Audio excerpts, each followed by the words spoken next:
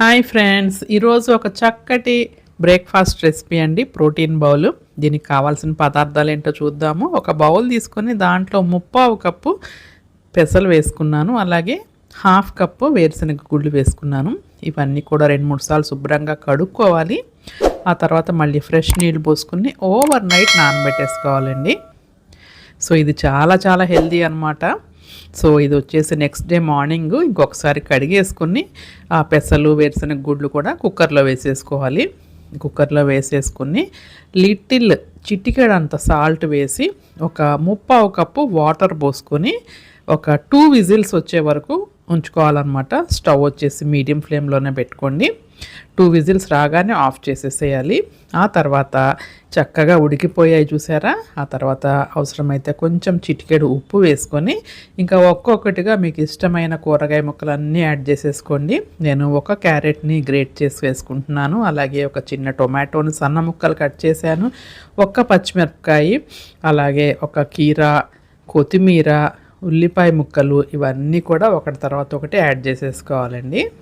ఇది చాలా సింపుల్గా అయిపోతుందండి. మార్నింగ్ బ్రేక్ఫాస్ట్గా అయినా తీసుకోవచ్చు, ఈవినింగ్ స్నాక్గా అయినా తినవచ్చు. అలాగే దీంట్లో ఒక 1/2 స్పూను వేయించిన జీలకర్ర పొడి, అలాగే చిటికెడు పెప్పర్ కూడా వేసేసి ఒక 1/2 నిమ్మ చెక్కను వేసుకొని కలుపుకుంటున్నాను.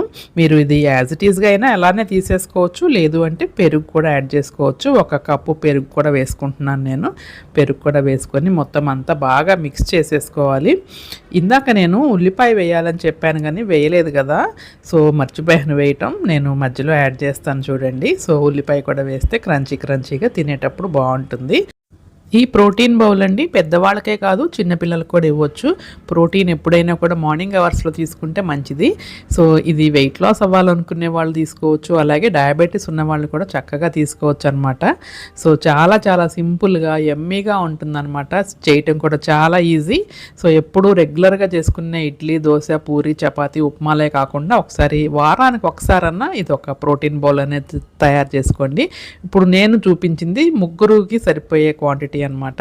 సో చాలా టేస్టీగా ఉంటుంది తినడానికి కూడా, అలాగే కడుపుకి చల్లగా కూడా ఉంటుందన్నమాట. ఒకసారి మీరు కూడా ట్రై చేసి ఎలా వచ్చిందో కామెంట్ చేయండి. సో నేనైతే చక్కగా ఆ ప్రోటీన్ బౌల్ని ఎంజాయ్ చేస్తున్నాను. నాకు టేస్ట్ మాత్రం చాలా బాగుంది. మీరు కొంతమంది పెరుగు తినరు కదా, తినని వాళ్ళైతే పెరుగు యాడ్ చేసుకోకుండా యాజ్ ఇట్ ఈస్గా తినొచ్చు. పెరుగు తినే వాళ్ళైతే చక్కగా పెరుగుతో సర్వ్ చేయొచ్చు. ప్రోటీన్ బౌల్ రెసిపీ నచ్చిందా మీకు? నచ్చితే తప్పకుండా ఇంట్లో ఒకసారి ట్రై చేసి మీ పిల్లలు, పెద్దవాళ్ళు అందరూ ఎంజాయ్ చేయండి. అలాగే ఛానల్ని సబ్స్క్రైబ్ చేసుకోండి అబ్బా. మరిన్ని మంచి వీడియోస్తో మళ్ళీ కలుస్తాను. Have a nice day. Take care. Bye.